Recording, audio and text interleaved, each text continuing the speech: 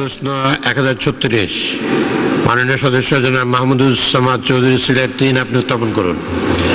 মাননীয় স্পিকার, আমি আমার তারকা চিহ্ন প্রশ্ন 1036 এই মহান জাতীয় সংসদে উত্থাপন করলাম। ধন্যবাদ।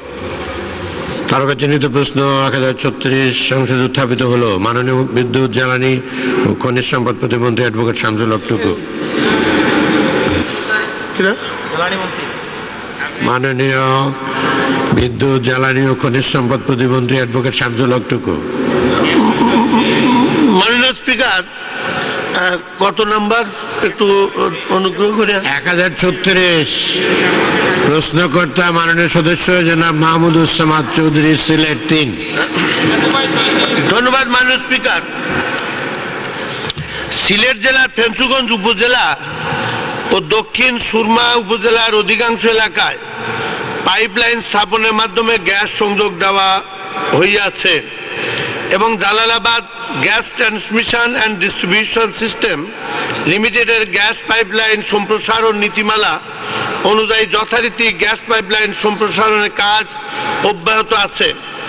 বালাগঞ্জ উপজেলা গ্যাস নেটওয়ার্কের আওতায় আনা এখনো সম্ভব হয়নি এবং উক্ত উপজেলার নিকটবর্তী গ্যাসের কোনো উৎস নেটওয়ার্ক না থাকায় গ্যাস সংযোগের কোনো পরিকল্পনা আপাতত নেই। ভবিষ্যতে গ্যাস পাওয়া গেলে গ্যাস সরবরাহ করা হবে। ধন্যবাদ মাননীয় স্পিকার। ধন্যবাদ মাননীয় প্রতিমন্ত্রী। মাননীয় সদস্য জনাব মাহমুদুজ্জামান চৌধুরী একটি সম্পূরক প্রশ্ন করুন।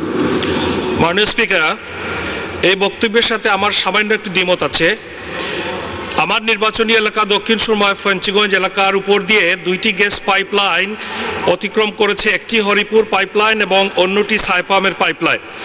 দক্ষিণ সুরমা ও ফেঞ্চুগঞ্জে 12টি ইউনিয়নের 5টিতে খুবই ছোট অংশে গ্যাস আছে, বাকি 7টি ইউনিয়নে কোনো গ্যাস নাই এবং গ্যাস লাইন বিদ্যমানও নয়, সম্প্রসারণের কাজও চলছে না। গ্যাসের লাইন চাইলে সরাসরি নেগেটিভ উত্তর পাওয়া যায়।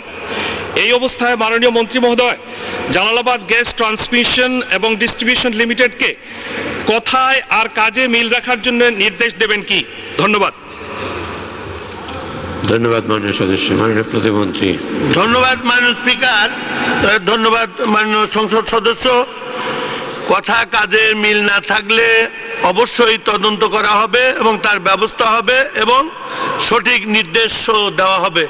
ধন্যবাদ মাননীয় স্পিকার।